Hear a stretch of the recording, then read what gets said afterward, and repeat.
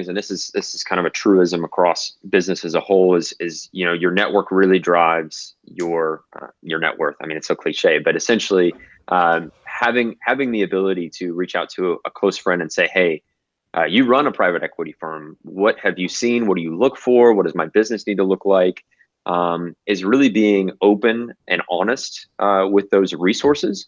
If you don't have them, build that runway, because that can really be advantageous. If I were to have really just taken seriously private equity offers, my valuation would have been, at the bottom. And I got a really competitive valuation because I pre-vetted, based on the information I gleaned from my network, I pre-vetted the potential suitors and buyers to where there was a filter in place. I wasn't inundated, because you'll get emails, you'll get calls, and you've got to run a business at the end of the day. So that was the most important piece, is creating a filter based on criteria that I gleaned from my network. And so if you need to create a longer runway, vet and get that information from your network. Start being open, being honest, being willing to provide value, so that there can be a value exchange there. So you're not just asking strangers about the latest tips, tricks, or insights.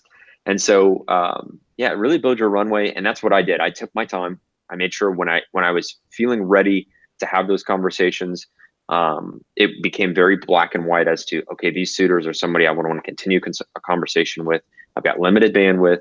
And so I've got to make sure that at the point of contact, I'm not having 24 conversations. I maybe have 2 or 3.